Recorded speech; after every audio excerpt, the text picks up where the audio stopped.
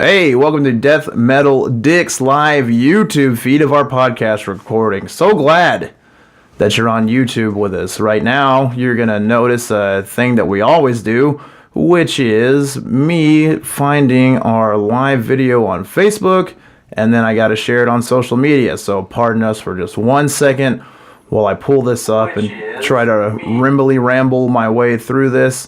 If you're watching right now on YouTube, before I even get the link up, do me a favor and give it a share. I'm going to share it right now first to the Death Metal Dicks fan page here, and then we're going to share that to our personal things. So I'm just going to keep rambling about, hey, if you live in Little Rock, tomorrow night there's a pretty good show at Vino's. You should go watch Crowbar with me. Come talk to me. I'll talk to you. I'm not drinking, so I'll be in a great mood and easy to be around, so you can tell me whatever you want to if you're drinking.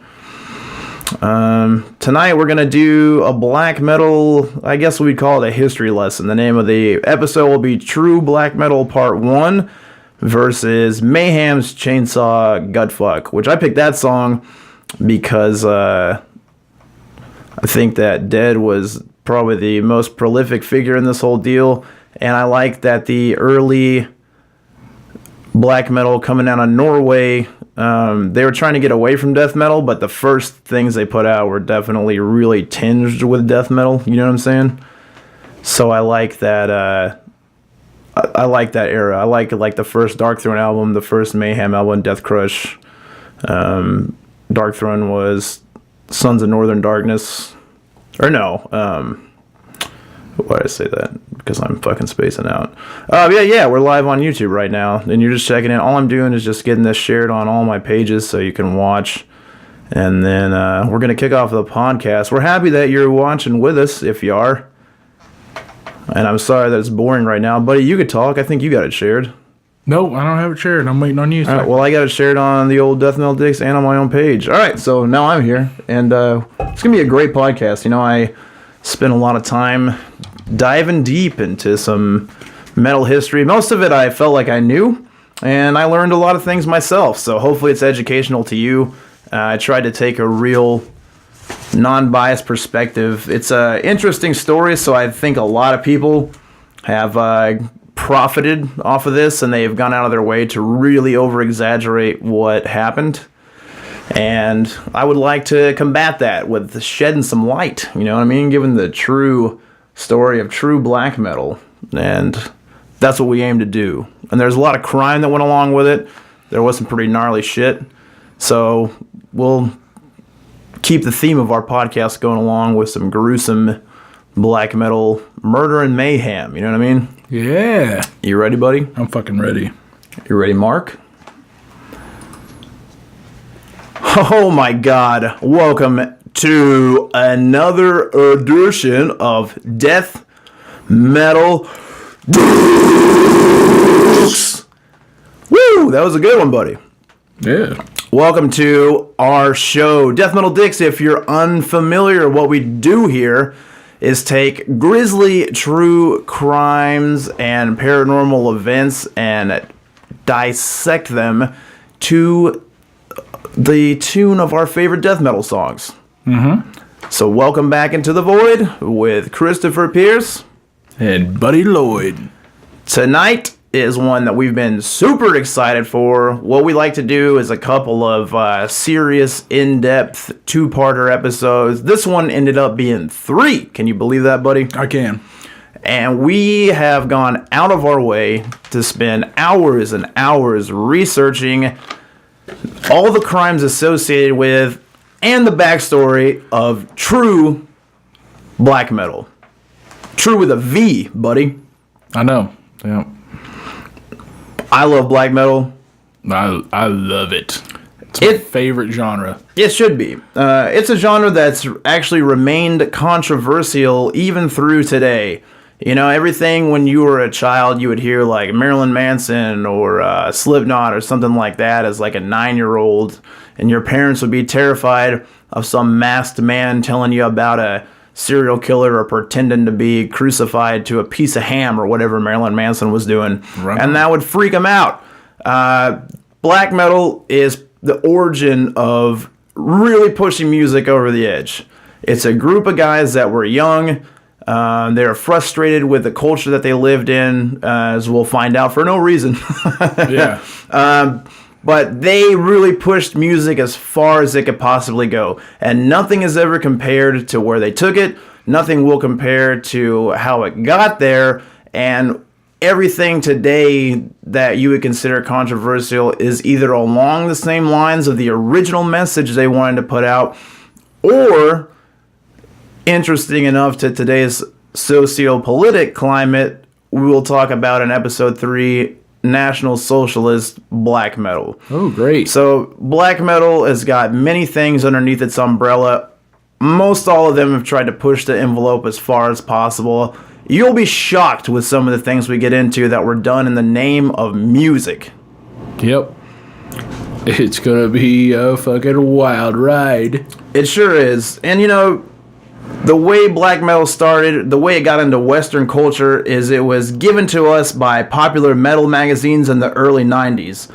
It was labeled as the genre that finally went too far with metal. Death metal had already come out. You had bands like Napalm Death. You had the original band that was really just up front claiming the banner of Satan, Venom. You know, you had Ozzy, who was flirting around with the idea even as far back as Black Sabbath that, like, hey, we may loosely be satanic. Venom came right out with it and were really tongue-in-cheek about being a satanic band.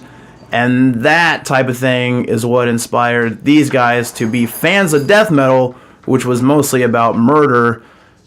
Take that heavy style of shocking, abrasive music and then apply the satanic message to that.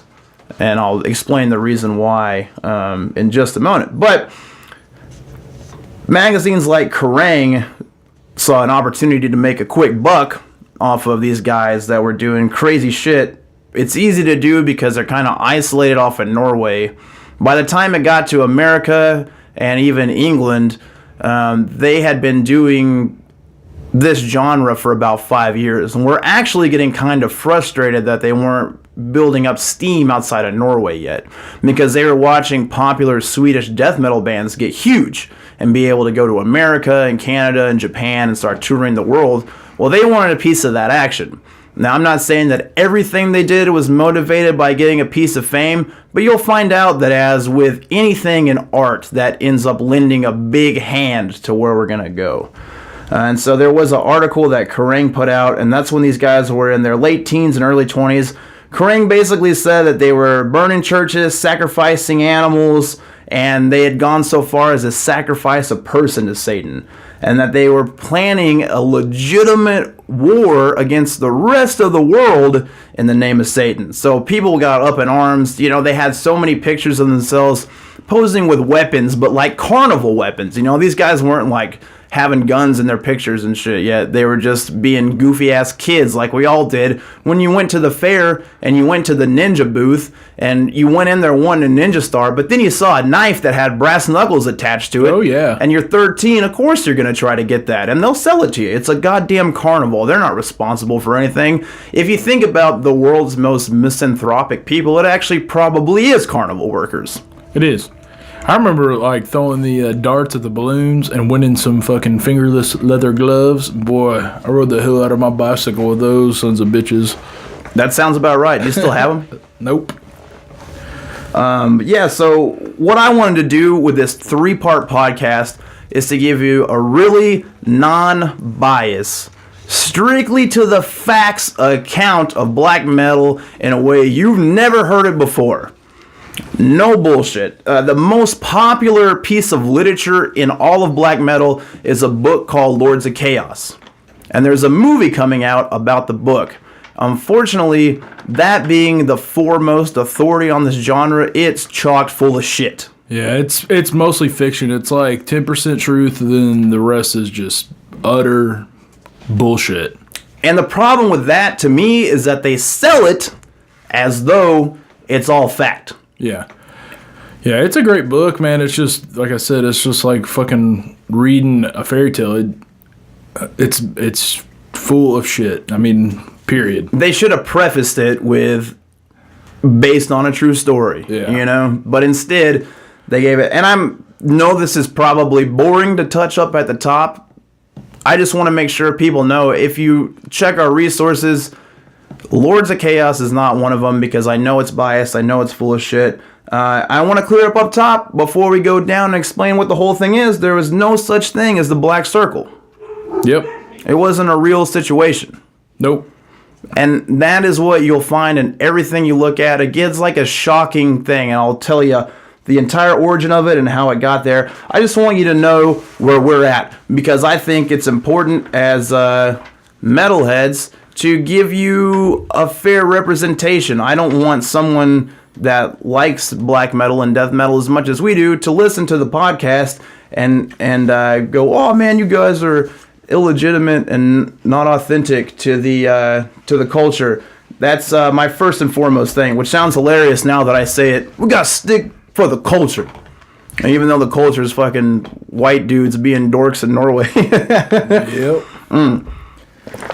All right. Well, what I wanted to get into first is probably a good jumping off point, I think. Well, before we get into that, let's plug all of our shit, okay? All right. I've already made it boring enough up top.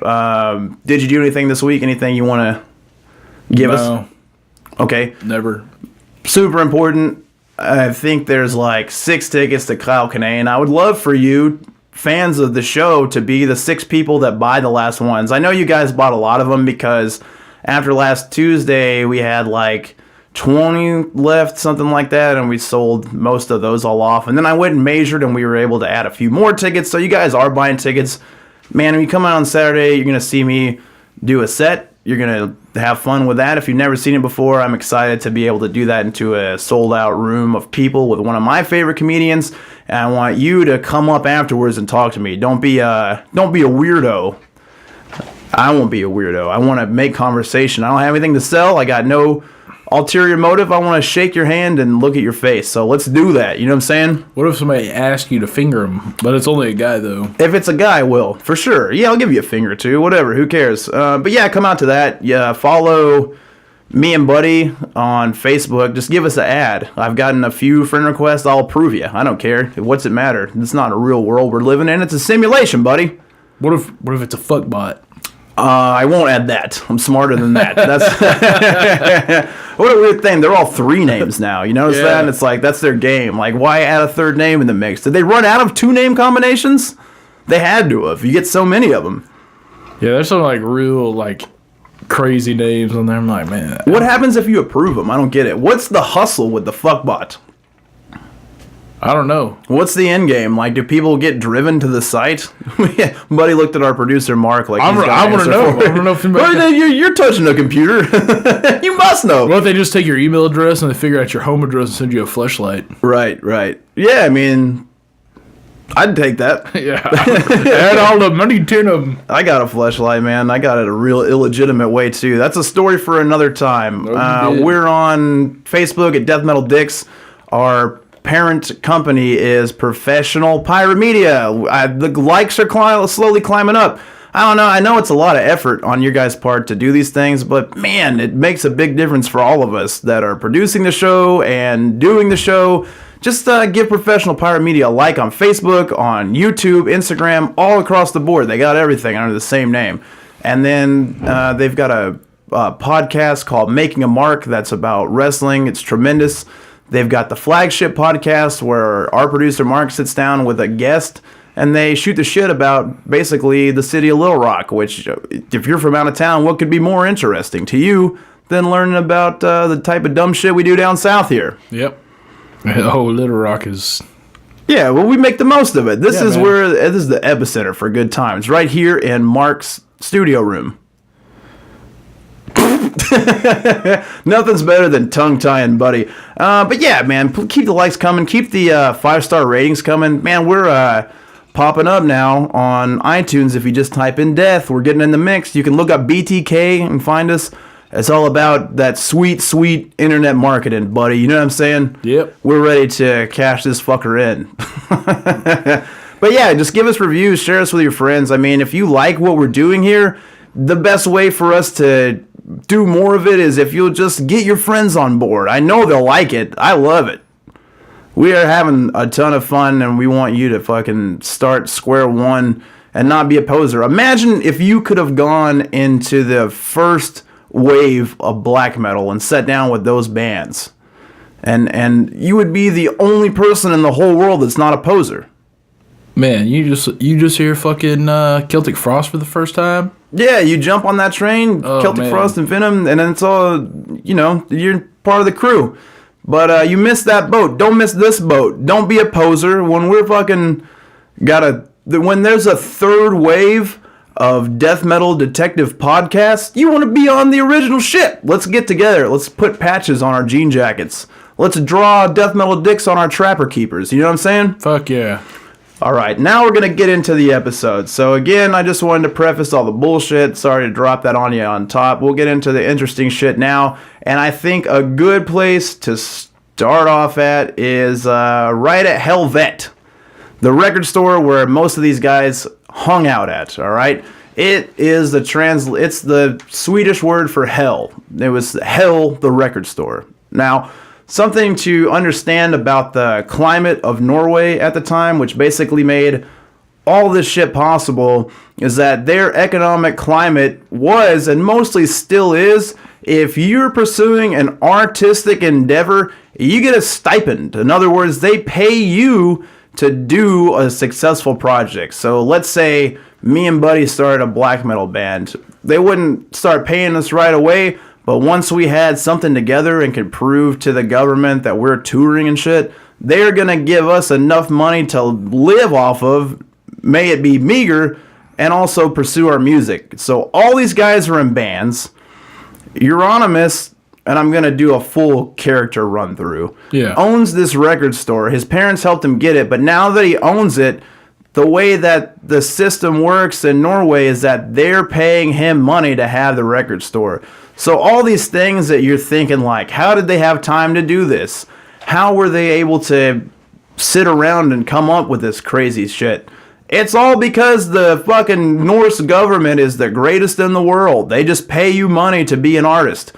Now, I don't want to start harping on capitalism here and come hard and catch some political flack, but when you hear that they pay 50% in taxes, but they also have a basic income. So if you work a regular ass job and the guy that lives next door to you works a high paying job, let's say he pulls in $100,000 a year. Let's say you pull in $20,000. Well, he's still going to make his $100,000. He's going to pay half of that money into taxes. Let's say you make $20,000. Well, you'll make that $20,000, and then you will gain also from your basic income like another $25,000. So it puts you in the median of $45,000, and then you pay the taxes off of that. So essentially, they make sure that every citizen and this is in the 90s. I think it's still like that. They used to not allow immigration, and I know that changed in the early 2000s.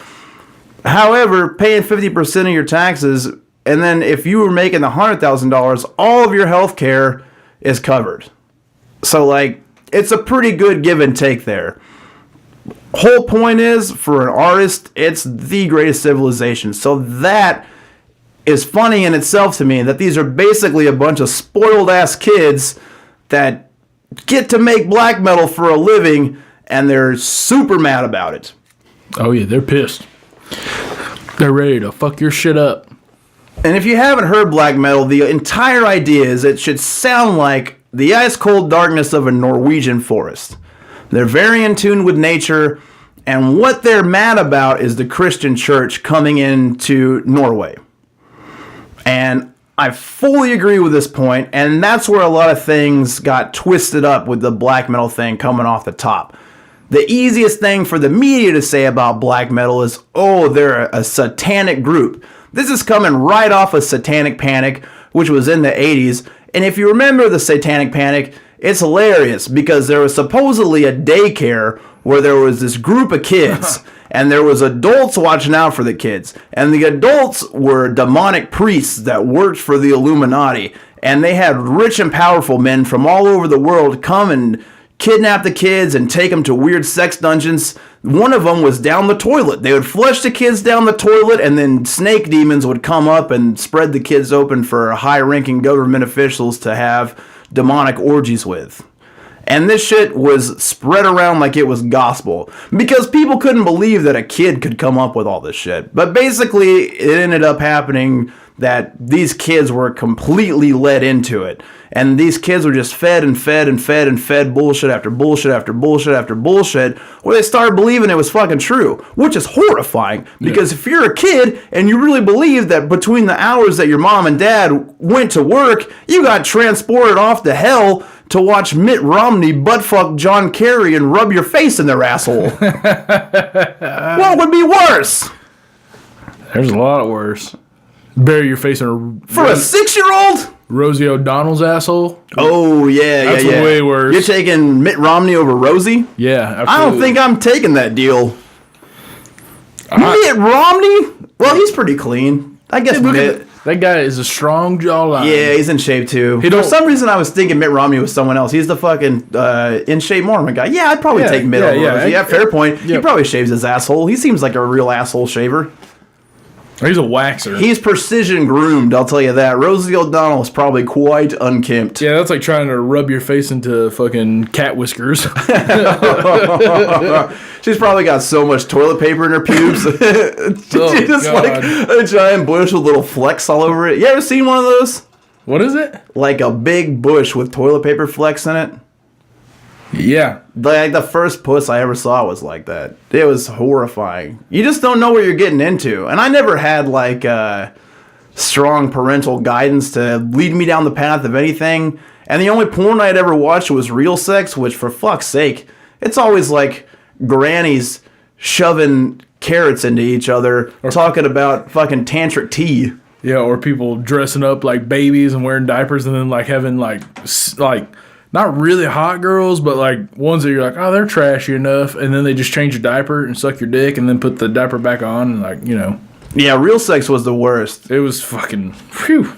Anyway, point being, this was an easy time to captivate your audience. It's before the goddamn internet, which really started shining a light onto everything. What we're trying to say here is that the satanic panic was total bullshit. We all know it now, but it swept the talk show circuit. Even like Oprah Winfrey and shit. They had this on CNN. Every major news network was covering this fucking story about these kids being sold to the Illuminati. And what's crazy about that, man, is that while that was going on, there was a pretty legitimate situation where a guy in Seattle was actually kidnapping kids, and fucking very high-ranking government officials were abusing the kids. And that was real. So basically, the satanic panic was probably a giant media cover-up of that smaller scale story. But everyone's brain was on this idea that there was this dark satanic underground below the surface of regular life that was ready to come into the light and take over the innocence of our culture. Did you ever see the Michael Aquino live on Geraldo Rivera, and there's a guy talking about like he was part of a sacrifice, and yes, and Michael Aquino's like, no, you weren't. He's like, that's not what Satanism is about, and you're full of shit. Right. And then the guy just starts naming all this stuff. He's like, but you're a high-ranking government official. Michael Aquino is, I think he's he's a high-ranking NSA agent or something like that. Yeah. So everybody was like, well, I know that guy sacrificing babies. Look at that, look at that motherfucker's eyebrows. You see that dude's eyebrows? Oh, they're wild as hell. They got the point, dude. They're metallic eyebrows, dude. They're like... But hey, wasn't Michael Aquino like into worshiping Set for real though? Like, wasn't that his That was deal? He was one of the original members of the Church of Satan with LaVey, but he started his own sect where he was like... He worshipped Set. Yeah. So he was to him, Set represented Satan. So in that way, he was like a theistic Satanist. Well, yeah, Set is Satan. It's just like the Sumerian version of Satan, right? Egyptian. You sure? Yep. No, because all right. First of all, I don't want to argue with you on a podcast, but the Egyptian guy is fucking Horus. No, that's the Egyptian. Egyptian and Set and Horus are Egyptian. You're thinking of Marduk. Oh, well, who gives a fuck? Bottom line, Satan's cool as hell. Had this shit happen, it'd be fucking awesome. It didn't. The devil's never been around. Nobody And I mean, nobody has ever made contact with Satan through human sacrifice. If you have and do and have proof, I won't tell anybody. Just bring me along. I'll shut the fuck up about it. I'll stop doing everything in the public eye and join you. Allegedly. Me too, allegedly. But Kerrang is responsible for this shit, and I would definitely fistfight this guy if I could, because this is where it all got corrupted as far as metal goes. Not talking about mainstream media, Yeah. but to give in to the idea, you know better, they're not worshiping Satan. What they were doing is using satanic imagery to be anti-Christian, which is what most of us do. And now the Christian church, and that is definitely LaVey Satanism, all right? Yeah. Now these same guys, in the future will get fed up with LaVey and Satanism and how soft they're being about going after the Christian church, and a lot of them will switch to theistic Satanism. Yep. However, from the start, the idea is that they want to use music and whatever art that they can get out mass produced to go after the Christian church. And the reason is because when the Christian church integrates into civilization, time after time, what they will do is dig up all the historical records, if they can, especially religious records. So let's say, like in Norway, what they did was they came to Norway, and this was like, basically you had the Vikings, and then the Vikings just had territory spread out. And what happened to the Vikings is that they got into it with the Mongolians, right? And the Mongolians had moved on, and they had kind of started to like interbreed with the Huns, I think. I don't want to be wrong on a podcast, but basically you had the Asian side that was conquering the world, and you had the Vikings that were like unintentionally conquering the world. They didn't have the want to take over anything in the sense of gathering riches or building a giant kingdom. If you were a successful Viking, what you would do is have the most landmass around you that was unoccupied, called a dead zone. So if you were like the greatest Viking king, there you would be in total isolation, because everyone knew if we go within this many feet of this guy, we're going to get ripped apart. And so what Vikings would do is when the rivers that were close to them melted, they would go out and they would even trade with the Mongolians, get supplies. But what would happen half the time is that they would show up drunk and just want to fight everybody. So they may come for a battle, or they may come to trade goods with you. Who knows? If they showed up for battle, these people, and we're talking about the Asian cultures that were doing battle with the Vikings, these were the most advanced militaries of the day.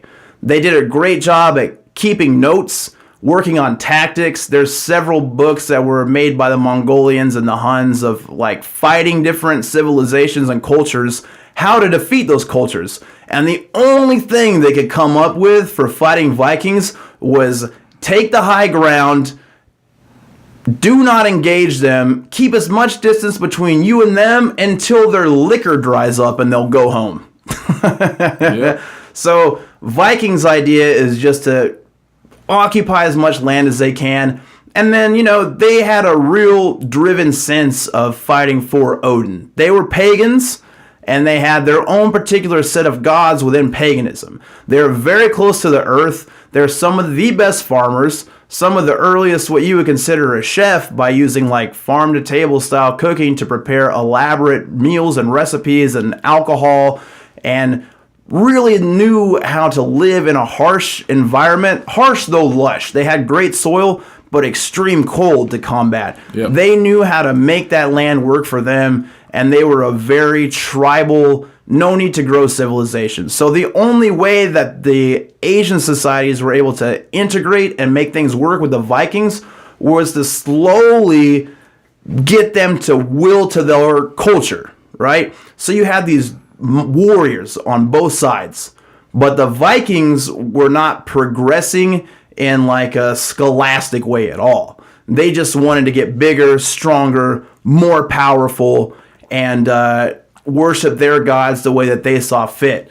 Meanwhile, these other cultures are learning as much as they can, getting better at writing, recording, studying, mathematics, building, and once they meet with the Vikings, they end up seeing what could be a powerful ally. You know, if they're learning, the Mongolians would take in things that they took over. And so they're starting to learn that through breeding with different cultures, the kids that come from that have different attributes, you know, bigger, stronger. So they're trying to get the Vikings in on their ship. So they start showering the Vikings with gold. They start trying to tame the Vikings, and it works. That's where you get like the Visigoths from, which ends up becoming like Germanic people, and which ends up becoming like Russian people too. That's all rooted from Vikings blending with the Eastern culture.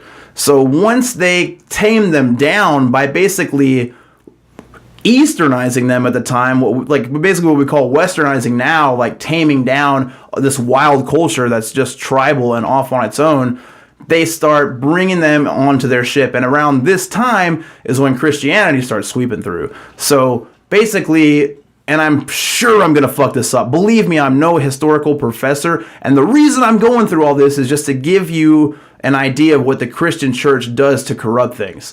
So from the merging of the Vikings and the Mongolians, you get the Visigoths, which I can't remember if Charlemagne is the original or the second in line. It was is Charlemagne Alexander the Great's dad or grandfather? Anybody know? No. Older one. It's his grandfather? I believe so. Okay, so Charlemagne, God damn it, I hate drawing a blank. There's Charlemagne and there's another C name, the guy that wrote the Bible.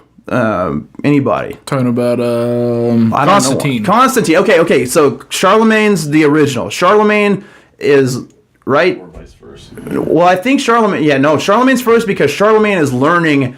He's very interested in learning how to read and learning how to write, but his generation didn't have that. So he takes Constantine and learns. Constantine is like the first totally educated leader.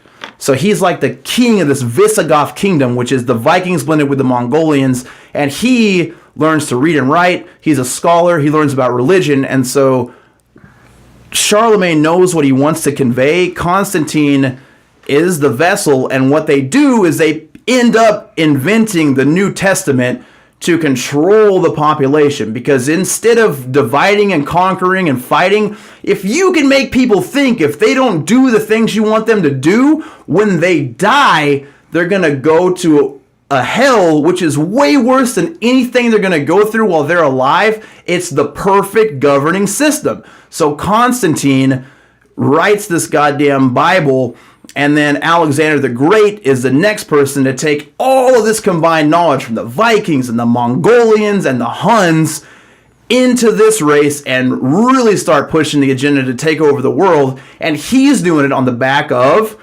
Christianity.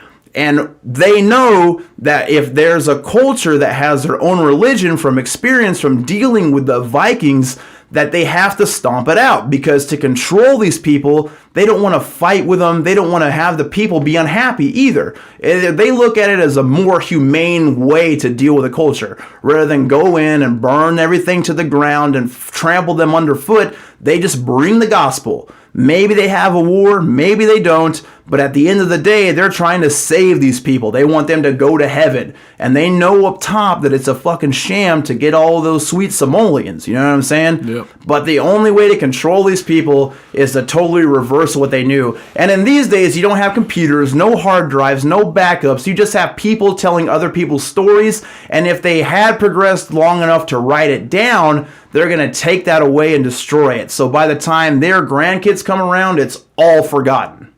So what they're mad about, and what tons of cultures around the world are mad about, is that Christianity trampled upon their accurate historical records.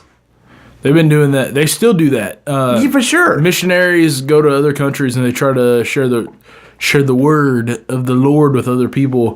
But what they don't realize is they're also, in many cases, erasing history for another culture because of what they want them to believe, because they think that this is that, and there's only one God and all this other bullshit, but it's all about money at the end of the day. That's exactly what I'm saying. And it started off that way, and even as it went through generations of Christians, if you're a pure-hearted Christian and you believe all you're doing is trying to save your fellow man, but the only way to do that is to erase what they know, that can't be the right thing to do. Yeah.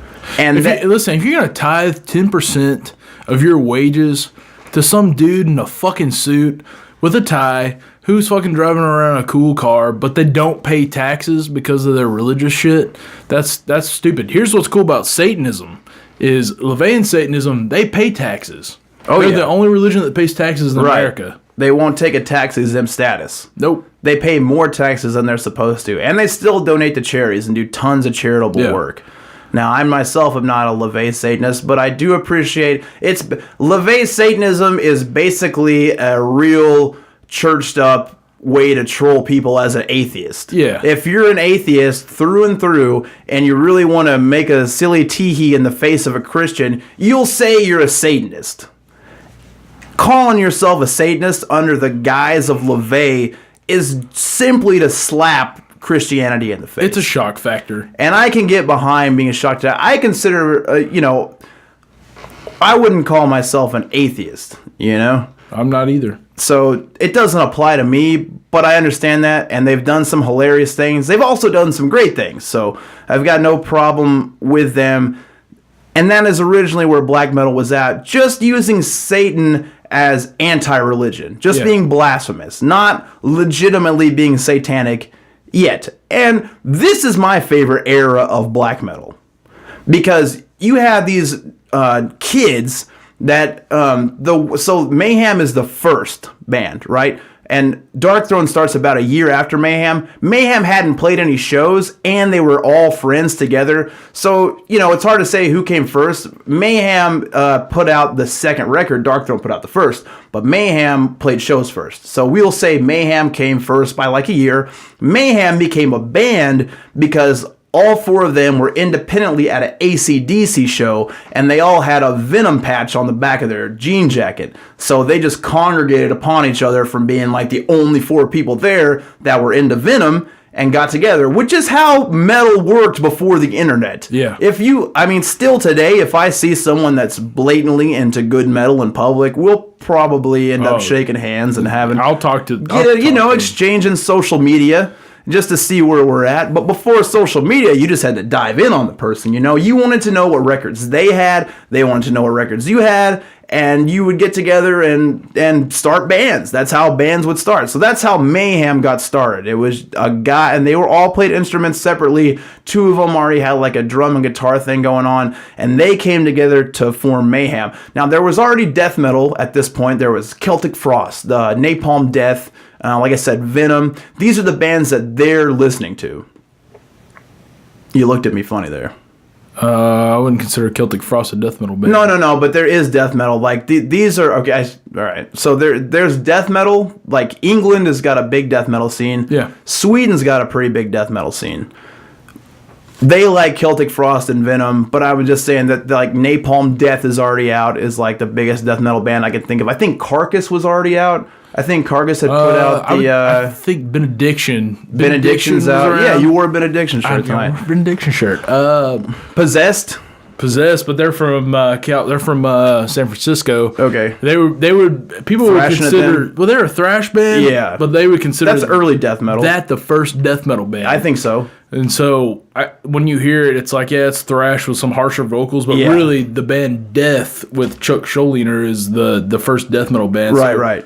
That's where it all kind of took off. Okay, yeah. Good, that's why you're here. So we get the death metal coming over, and they like the music of death metal. And again, the reason I gave you that whole Viking backstory is to show you that people in Norway are extreme people, Your beliefs throughout tradition die hard. And... obviously, they're mad. You'll see, you guys already know that they've burned some churches. The churches that got burned, those were originally pagan worship sites. that they just came in and built these elaborate churches on to try to show the people like, hey, we've got all this money. We're going to help your community out. Look how beautiful this building is. We're really enhancing what you've got going on here. Really just a middle finger to your religion. Exactly. And so these guys are listening to death metal, and they also hear the lyrics, and a lot of the time with death metal, even though the writing's usually great, it's like a real tongue-in-cheek situation. You know, death metal usually is about murder, gore, guts. It's like a fun horror movie packed on top of driving shit. And they like the driving shit, but they don't want to be corny. These are extreme guys who are taking that Viking spirit and want to push it into a different genre of music. They want to carve their own path, and they legitimately want to end Christianity. Not a fake in Christianity, not a I just carved Slayer into my arm at school in Christianity, a real deal holy war fight Christianity, at least out of our country. And that's also, I think, why they use some of the symbolism they used in black metal is because if the Christian's biggest enemy, also I think the biggest selling point is hell and demons and the devil, why not pretend like you're part of the legion of Satan and scare the shit out of them? Yeah. And make them really fucking like question everything. Like, yeah, make them fucking sweat too, you should. And the best part is man, like, along all this stuff, everybody's like, well, we gotta hire an expert. All the experts on Satanism and all this shit at that time are all Christians, and they don't know what the fuck they're talking about. Okay, every expert before the internet is full of shit. Yeah. They're all non-certified. Any expert you see on TV, throw their opinion away. But yeah, this is my favorite era of black metal because what happened is they're coming into their own sound. So what they're doing is using the music of death metal and trying to strip it down and make it their own. So the first albums that came out from Mayhem and Darkthrone and Immortal are coming into their own, but it's tinged with death metal riffs and them trying to find this raw, broken down vocal style. The first Burzum, you know, all these albums have a death metal feel to them, but the way that they put it onto a record, it just makes you feel cold. You want to put a jacket on. It's a dark, ethereal, really from the heart feeling, and I love. This is the second wave of black metal, and those first albums that came out, I think, have never been topped in any genre, I would go as far as to say. Because no one has ever put such raw emotion into a music. And when you think about emotional music, you would think about, like, Morrissey and the Smiths. But this is pure hatred for something. And this is a group of people who have all the free time in the world to sit around and talk about the demise of Christian churches in their area. And they went hard at it. Yeah, they were not being pussies about it. They were serious. So now that we know the modus operandi, I'm going to introduce the listeners to the main characters. So as we progress, when I say a name, you'll be able to associate them with what band they belong to and what role they play in this, all right? So we've got the most famous, probably, Varg Vikernes, a.k.a. Count Grishnak of Burzum. We've got Bard Ethion, a.k.a. Faust, who is the drummer from Emperor. Oh, by the way, Varg played everything in Burzum. He did all the instruments. He recorded the drums, the bass, the guitar, the keyboards, the vocals, and he did them analog. You know what I mean? There was no tricks. It was just straight up him playing great music. Just the shittiest music equipment you could get. Yeah, he did it on purpose. You know, all of this music, again, they did not want to sound like anything else. And that meant that they were completely rejecting any music that had been made before, including production value. They wanted it to sound like shit. They Varg ended up recording through a pair of headphones. That's his first microphone. And using but he was in a legitimate studio. You know, he had a good producer, but he was like, we have got to make it, we want it to be leveled right, but to sound like dog shit. So we got Faust, the drummer for Emperor.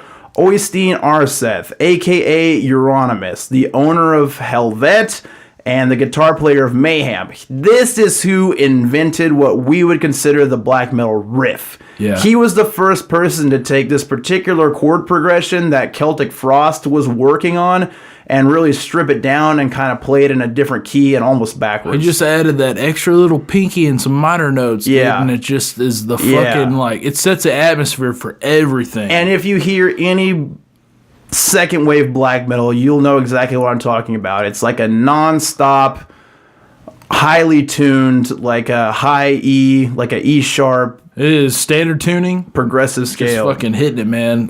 It does sound cold. Yeah, it sounds cold. It sounds That's like the you're best way to trapped in describe it, I think. You're trapped in a blizzard, man. Yeah. Yeah, and then so Euronymous is credited with being the first guitar player to really hit this sound. Per Olin, that's dead. He was the original singer of Mayhem.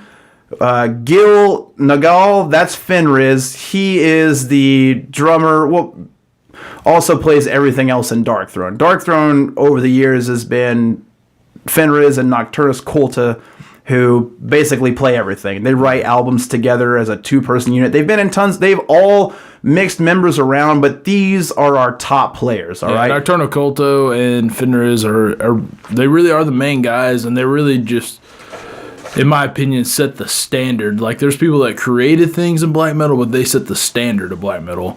I agree. Darkthrone is by far my favorite black metal band. I think they have the best catalog. I think that they're the least dorky of this whole movement. Yeah. They're pretty regular guys. They're smart. They're easy to listen to. I watched Until the Light Takes Us. I basically watched everything I could, read everything I could, and in interviews and everything, they're the most across the board level. They don't try to over exaggerate and have any selling points. They're more focused on the music, and Darkthrone always has been. They don't need a crazy backstory to sell their product. Yeah. They know that. And you know, the thing that's cool about it is, like, if you do watch that documentary Until the Light Takes Us, I mean, like, the opening scene is him on a train, and these people pull him off, and they start searching him, and he has to go.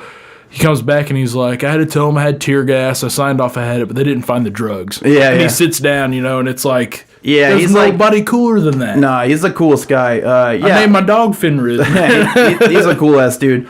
Helvet is the record store, like I said, that Euronymous owns. All these bands are hanging out there. Mayhem's got their house. That's where they practice at. But during the day, they either work at Helvet or they just hang out there. And they are what you would consider elitists. So there's a group of guys hanging out, and they're older than most of the kids that are into heavy metal. So you got a lot of kids coming in and out of the store. And it's like, if you see me and Buddy at a metal show, you want to come around and talk about wild shit with us, but we probably don't have that much in common, and we're probably already engaged in conversation, so you might get brushed away. Not necessarily because we're rude, we're just already talking. You know what I mean? And just having the biggest members of the biggest bands hanging out in that record store is like an attraction for people that like metal to come there. And so they sell records, they sell posters, they sell t-shirts, that type of shit. It's not like the most tremendously successful business, but like I said, the government supports Euronymous anyway, so it doesn't matter how much they sell. So they're not trying to make money hand over fist off selling records. They're just trying to have a culture, and they really carve that out. They're able to hang out there all the time. So every day you had the members of Mayhem, Darkthrone, and Emperor there at any given time, and if they weren't there, they were practicing. So that it just becomes this whole culture that everyone kind of knows about in Oslo, and everyone kind of is either afraid of or drawn to it. So they're already carving out their own thing in Oslo, which is the biggest city in Norway. And again, all right, so I already went through all this. I'm just looking at my notes. I went backwards, so sorry for 1 second. And Euronymous, again, from Mayhem and Varg, they're what I would consider the leaders of what's going on because they're the most vocal. You know, obviously, Euronymous has got the business, so he's got money, he's got respect, and Mayhem rules. He's a great guitar player, and then you got Varg. So Euronymous was around first. Varg was already making Burzum music before he came and started hanging out with everybody. He's also like 6 years younger than everybody else. So they had this whole scene going on. Varg comes along. Varg had the type of growing up where he was in a rough house. He would be like in the poverty level of Norway, which is pretty unusual. Like he had like a pretty humble farm life. So he saw a lot of hardships that the other guys didn't see, so they really respected that perspective, you know, because they were handed everything and he was kind of used to hard work. But because he came from that environment and he came from like the older ways of Norway, he had a bigger chip on his shoulder than everyone else. Well, he had a bigger chip too because his dad had gotten a job somewhere in the Middle East. I don't remember what his dad did, but he was talking about going to school there and how there was a line drawn between. I know we'll get into this in the third episode with the National Social Supply Middle, but Right. how there was a line drawn between race and because he was white, he had more privilege. Right. White privilege. Anyway, but he discussed that in a lot of the things that he was talking about in his music and some other things. But he was also outspoken about the Jews and all these other things, even though it was just real fucking stupid shit. But he's a highly intelligent guy. Yes. And he might even be on the spectrum. Yes. But yes, he's autistic for sure. I can see it in his eyes. I mean, he might be. His wife is for sure. Oh, she's retarded. But like he talks about things that make no sense, but he tries to make sense out of them. And if you're a dumb shit, yeah, he's he'll a believe rambler, it. right? Yeah, he talks people into shit. And the thing about Varg is all the shit that he talks. Man, does he back it up. He doesn't give a fuck. No. Varg is wild. But yeah, that's the next thing I was fixing to say is that Varg's dad had a traveling job to earn ends meet. They had to move around a lot. All these guys are in Norway. Like I said, again, the reason I brought this stuff up is because Norway didn't allow immigration. It was Norwegians only. And in the early 90s, that was a hot topic of debate, which ended up working out in people that wanted to immigrate's favor because they ended up allowing immigration. But in the news at the time, that's all they're talking about is like, okay, we have this sect of politician that wants to be liberal and open our borders up. And then we have the old way, which is we have tons of money, we're taking care of ourselves, let's not let anyone else in. But Varg's dad has been traveling around the world, and Varg is the only person that's seen other cultures firsthand. And probably mostly from just being a new kid in a totally different place where you don't speak the language and you're not used to the culture, he doesn't like anybody else. And on top of that, his dad had swastika flags hanging in their living room. Yeah. You know? Yeah, his dad's a Nazi for sure. Yeah. I think that I'm pretty sure Varg's German, like if the heritage-wise. Yeah.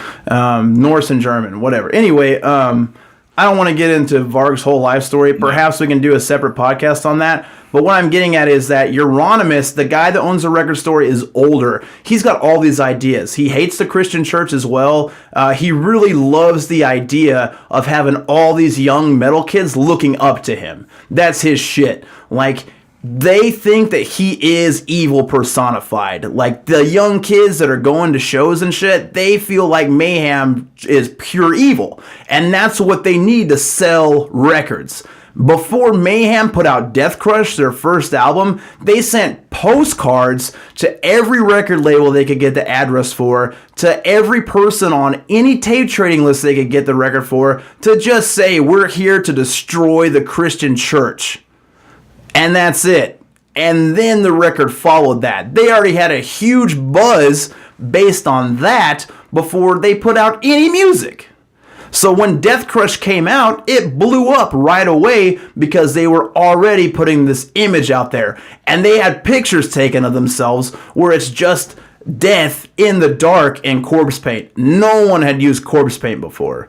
I mean, you had people painting their face. You had Tom Warrior that wore the black eye circles.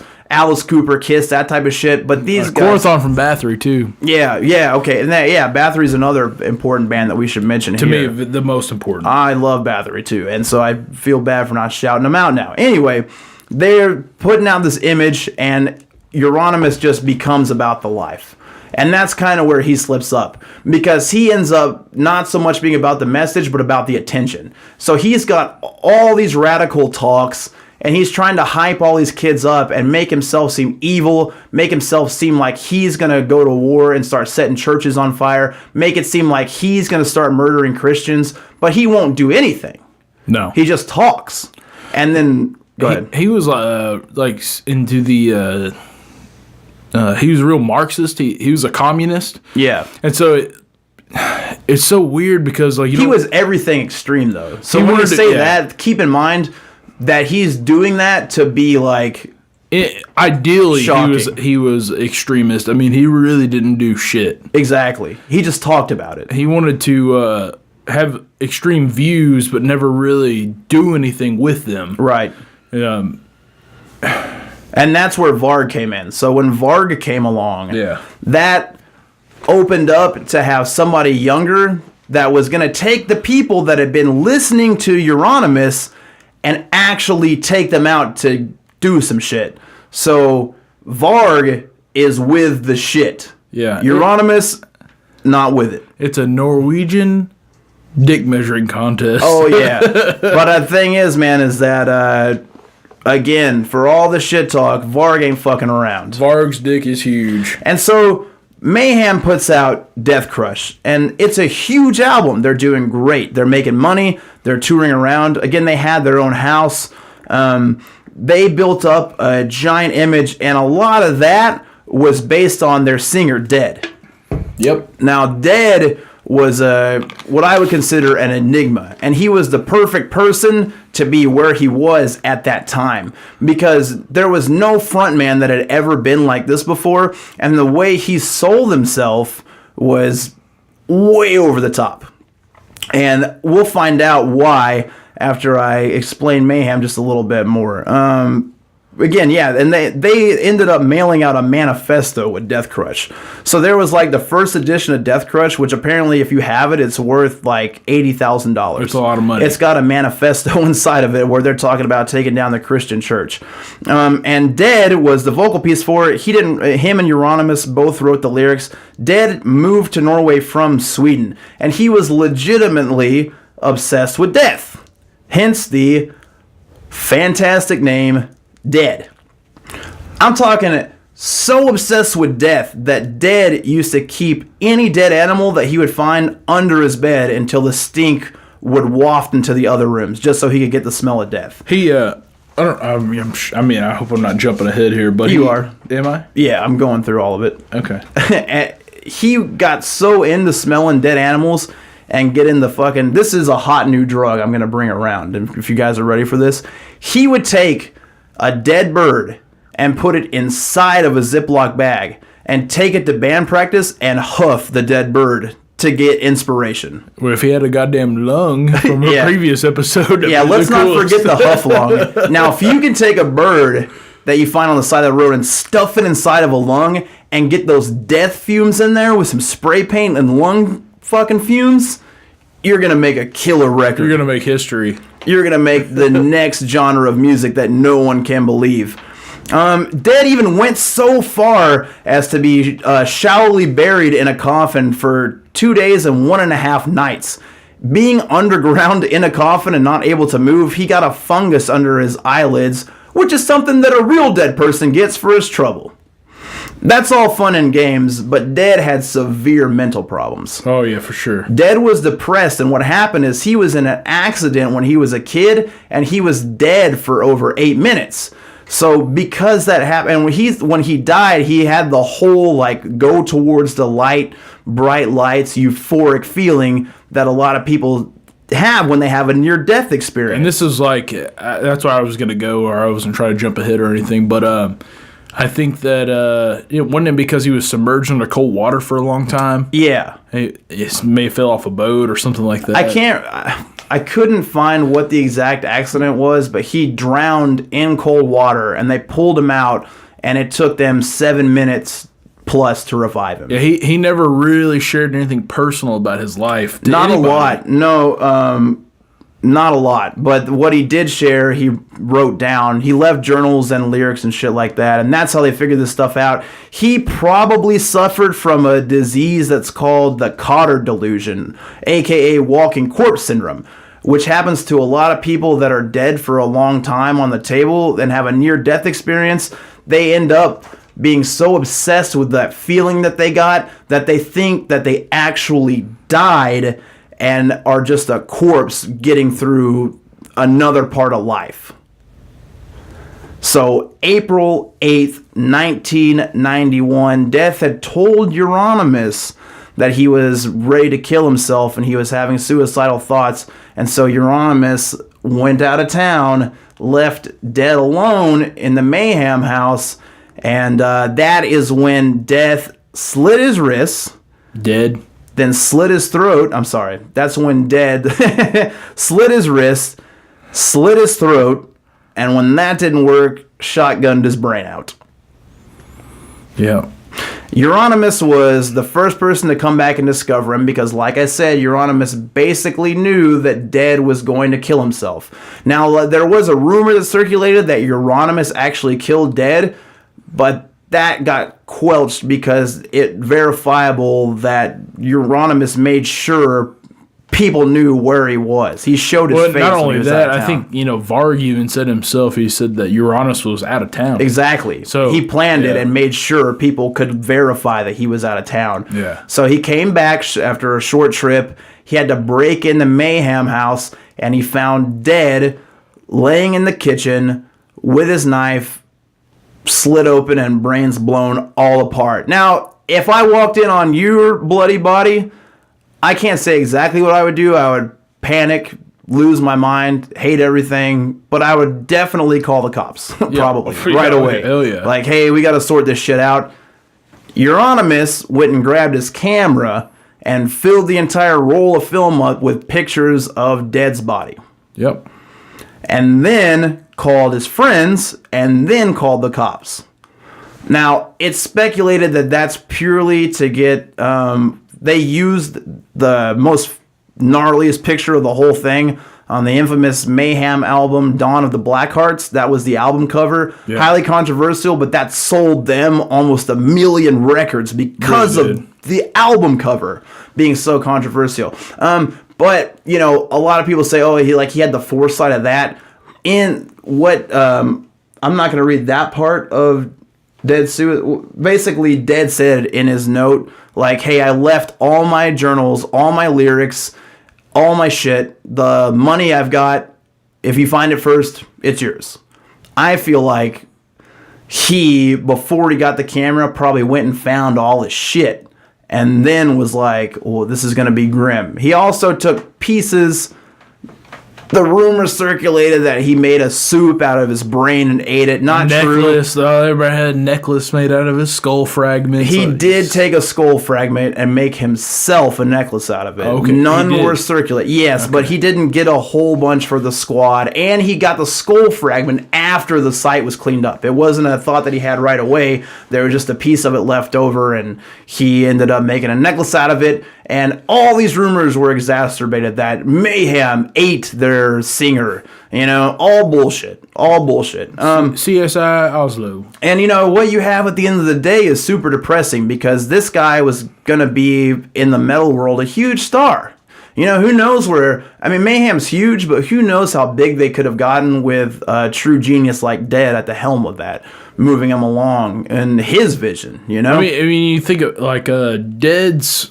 prior band Morbid was pretty much a thrash band, but when you hear his vocals, it is some of the most, like, I don't know how to explain it. It's very depressing. Yeah. It reminds me of like if a Catholic priest turned into a zombie and was coming out of a crypt and had to breathe cold air for the first time. I mean, that's what he sounds like. It's very high pitched, and I mean, I love that Death Crush record that Dead sings on because when as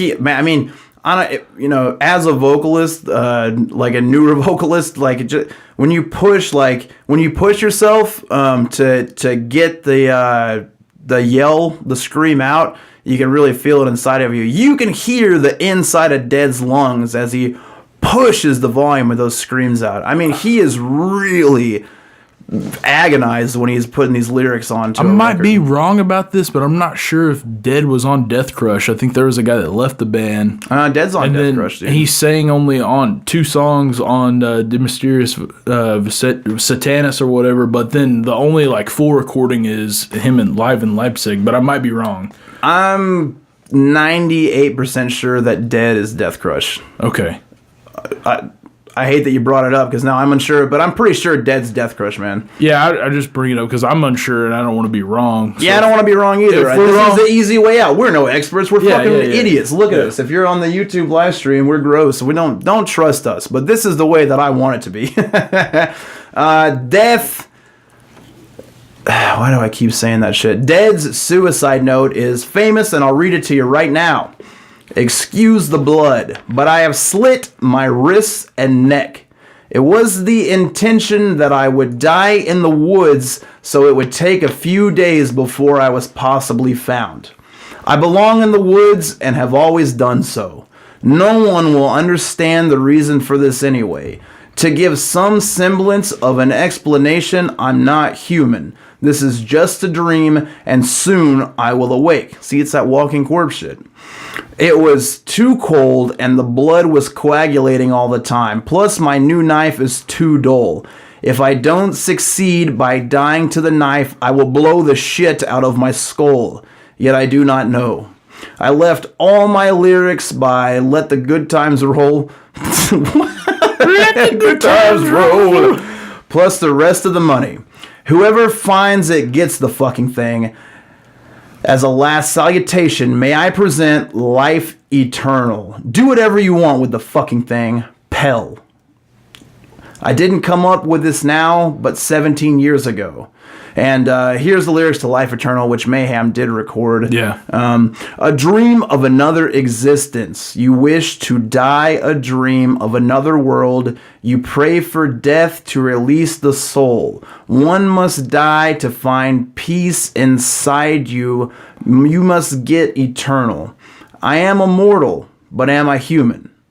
How beautiful life is now when my time has come, a human destiny, but nothing human inside. What will be left of me when I'm dead? There was nothing when I lived. What you found was an eternal death. No one will ever miss you.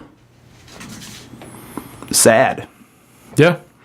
And that was his legacy. He just couldn't be alive anymore. I understand that. Man, you know what? Can I share a hilarious story? Please do. Man, there was a time period where he kind of lived wherever the fuck, like, he just, like, he would camp out in the woods sometimes. He would stay on people's couches. Yeah. There's one night that I read that Euronymous was sharing, I think with the magazine or somebody, where he said that he was sleeping in his house or in the Mayhem practice space or whatever, and Euronymous was playing music real loud, and so Dead got pissed about it and said, fuck it, I'm going outside. He went outside to sleep, and so just to piss Dead off, Euronymous walked outside with a shotgun and just shot it off. Just fucking disturb him, you know? Yeah, they did hilarious shit too. I don't want people to think that this was all like a sullen, mad, angry time. The guys in Darkthrone are fucking hilarious. Yeah. They like the Swedish scene and the Norse scene have beef with each other, mostly because the Norse scene just talked a whole bunch of shit about death metal once they started rolling. They were just like, death metal is old, it's bullshit, everyone involved is fake, this is true chaos, true Satanism, true hatred of all things, death metal's false metal. And so the Swedish guys are like, fuck these fucking dorks. And the Swedish band went on record to say, so right when Darkthrone put out A Blaze in the Northern Sky, so Darkthrone got signed to Signed to Peaceville. Yeah, like a big record label for that type of band. And they had never heard Darkthrone before. So Darkthrone goes and they record A Blaze in the Northern Sky and they send it to them, and they're like, what the fuck is this? Like, this is not music or a record. Sounds like shit. It sounds like you guys recorded a fart inside of a trash can. And Fenriz is like, okay, fine, don't release the album, we'll just have Euronymous put it out, we don't give a fuck. And so the Peaceville label is like, well, this band has got such a buzz, we're gonna look like idiots if we cut them. And then they sell independently tons of records. And, you know, of course, Peaceville is so lucky that they kept them on the label, because that sold like almost 2 million fucking records. I think that's their highest selling record to this day. And it's the best black metal record, I think, bar none. Anyway, so they put that out. They're doing tons of interviews talking shit about black metal or death metal. So the Swedish guys are like, these fucking dorks have been playing death metal. This is just death metal. They're posers. And so fucking Fenriz and Nocturnus Cultus start calling this dude that's like one of the main guys in a Swedish band. I can't remember the name. at like all hours of the night, and they have this fucking Swedish lullaby, and they record it like super high pitch, and they play it on fast forward, so it's like, and then they'll be like, you're gonna die, you're gonna die, you're gonna die, and like do it to him over and over and over and over, like every night. And so finally they're like, all right, like we're gonna fucking find out who's doing this and like come kill you like over the phone. And they're like, all right, we'll show up at this address. And the Swedish band travels all the way to the address, and they call it and play the fucking recording again. That is some hilarious shit. That's awesome. So it's not all gloom and doom. And like I said, Dark Throne, those guys are pretty fucking cool. They're not all super dorks. And the climate at the time is, I mean, there is a sense of humor about it, but again, you got the guys who are in the original wave, the sane people, they know they're doing cool shit, and they know that they need to have a particular image to sell records. They're not with Varg. They're not with Euronymous. You know, they like them and shit, but they've heard Euronymous talk shit for years and never do anything. So he can say whatever he wants to, and they're not going to think that it's serious. You know what I mean? The problem is with all these kids that are coming around, they don't know that side that's never done shit. And Varg is with the shit. And he is going to take these kids and force Euronymous to join him into going way off the rails. All right? And when it starts to happen, it's a very fast cycle. They don't get a lot of time to get away with this shit, and it's all their fault. You're gonna find out what a fucking dork Varg can be in the next episode. But where the crime starts to take place, when police really start taking them seriously and not as like a bunch of goofy gothic teenagers, is in August of 1992, police find the body of Magni Andresian. He's a openly gay man that's been stabbed to death in Lillehammer. And around Lillehammer is where, like, Emperor came from. They're younger. They're a really good band. And because they're a good band, they had been in legit theistic Satanism. They're looking into like black magic. They are legitimately sacrificing animals and shit like that. Like they're taking things that they read from Crowley and other shit that came from Crowley and like kind of self-interpreting some of the ceremonies and cutting corners and like spilling blood of small animals and shit like that. And Euronymous gets a real big boner for that, obviously. Oh, yeah. So, because they're with the shit, they get on board, and this is kind of a storm. So, coincidentally, around this time is when Emperor ends up relocating to Oslo, where they're going to work in... They all work at Helvet. They're all hanging around with everybody. And, you know, I'm not going to spill the beans of what happened on the murder to leave us off with a cliffhanger. But I will say that police had absolutely no suspects in that murder. Whoever in this group that killed this openly gay man could have gotten away with it smooth because it didn't fit their MO at all, you know? And it was Varg that got the police involved in this whole thing, right? We're going to learn in the next episode why there was a criminal investigation launched into everyone that was hanging around Helvet. And what kicked it all off is that Varg, wanting to drum up more attention for himself and sell more Berzoom records and just pushing things to the extreme, he wrote an entire article which had a very exaggerated account of things that were going on at the time and sent it in to this reporter.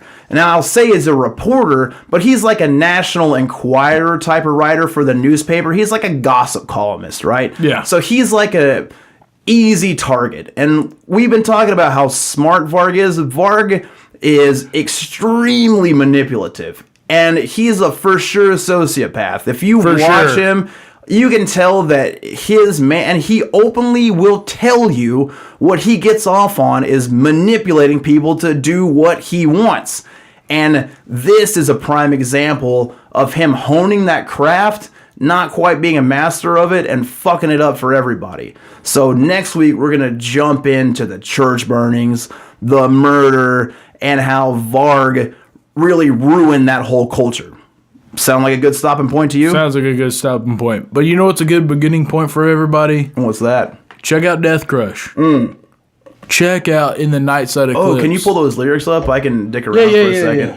Yeah. So this week, we always, I'm sure you've tuned into Death Metal Dicks before. If you haven't, welcome. I think we're going to have a bunch of new listeners because there's not any podcasts that I think do a good job of explaining the back history of black metal. So welcome to this show. Glad you tuned in. What we do is compare crimes each week to a death metal song. Well, this week we're doing true black metal, and I decided to compare that to Mayhem's song Chainsaw Gutfuck. Now, I could have gone with Life Eternal, but the reason I chose Chainsaw Gutfuck is because I think that it's the perfect middle of the road where you have these guys playing death metal and trying to make it their own. You got the lyrics pulled up, buddy? Yep. Fantastic. So, without further ado, we're going to read to you Mayhem's Chainsaw Gutfuck. Ooh. Why? Great. Well, Buddy is not technologically advanced. It's not that. It's his goddamn phone's technologically advanced. They had to play a Honda commercial. All right. Lead down. You ready? Yes, Here we go. Buddy, I'm ready for my favorite segment of the show, when you read. Bleed down to the fucking core. You're going down for fucking more. Screw your slimy guts, driving me fucking nuts. Chainsaw in my bleeding hands. As I start to cut you into two. Your guts are steaming out, and I just love the sight. Maggots crawling in her cunt. I just love to lick that shit. Bury you in a slimy grave. You will rot forever there. See, that's classic death metal. That's awesome, man. It's a good time. But like I said, that's where they're starting to take death metal and strip it down and make it their own. And I think Death Crush is a fantastic example. Look, let's give you some homework for next week. First of all, give us a fucking 5-star rating. This is a 5-star podcast. Where else are you going to sit down and get some Viking history mixed in with true black metal history from a non-biased perspective from two dorks? Nowhere. No fucking place. And let me tell you, when you give us that 5-star review, make us feel bad about ourselves. Give us a hard insult. No one's done it yet. Should I keep advertising this? Yeah, keep doing All right. it, man. You roast us and I'll read it. If you get us with a good insult, I will read it aloud in our podcast. And if not, if you're too shook to make fun of us, how about you tell us if you like Mayhem's Death Crush, the first Burzum, or Dark Thrones Ablaze in the Northern Sky the best. That's your homework, is listen to those 3 records. Yeah. I would also, I'm going to shout out 2 Emperor records. Okay. Wrath of the Tyrants. Yeah. And then the most famous one really is Eclipse. The Twilight Path. What? Whoa. I don't know. Something like that. It's some type of J.R. Tolkien shit. No. If we don't know the name, why are you bringing it up? You're the only person I know that flat out doesn't know, but will just be like, nah. I just brain farted, dude.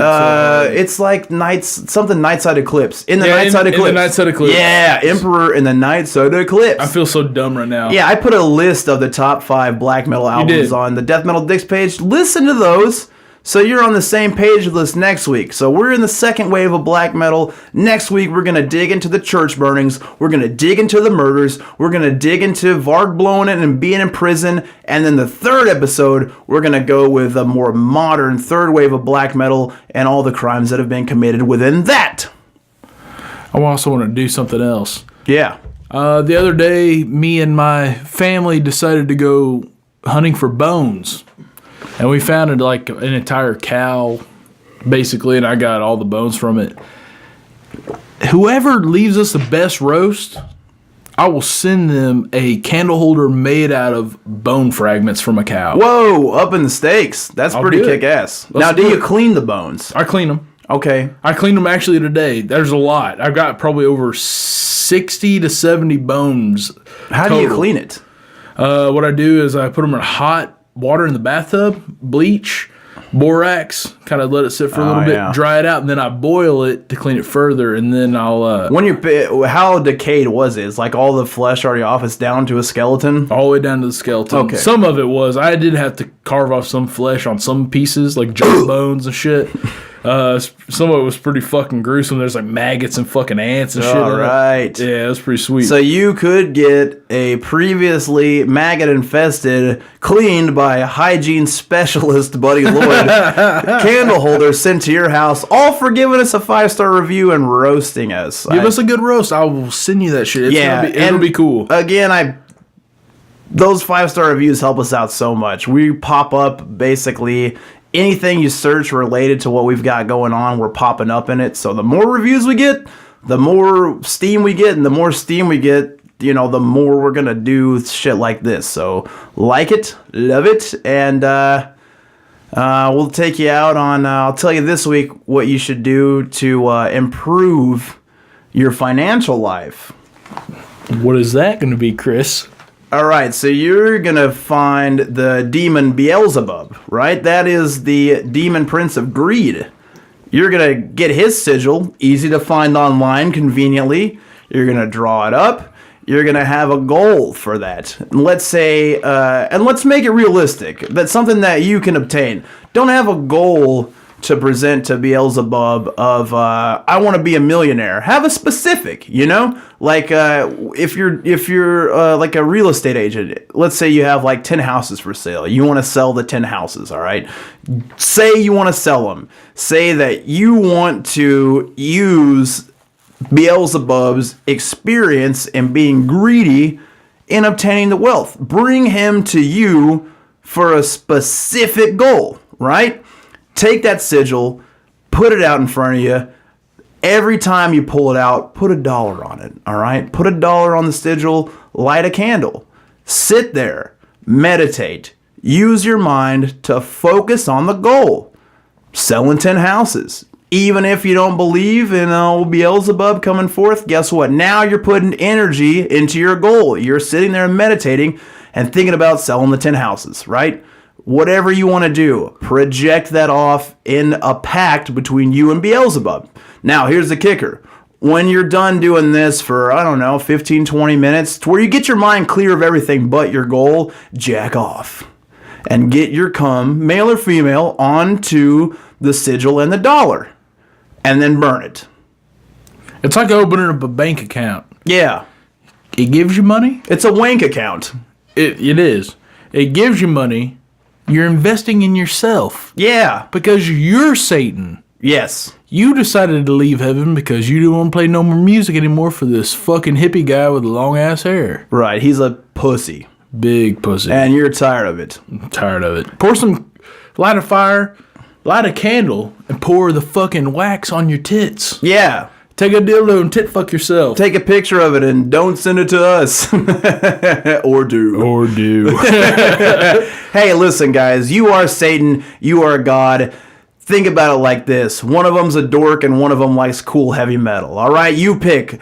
Good night. Hail Satan. We'll see you guys next week for part 2 of True Black Metal.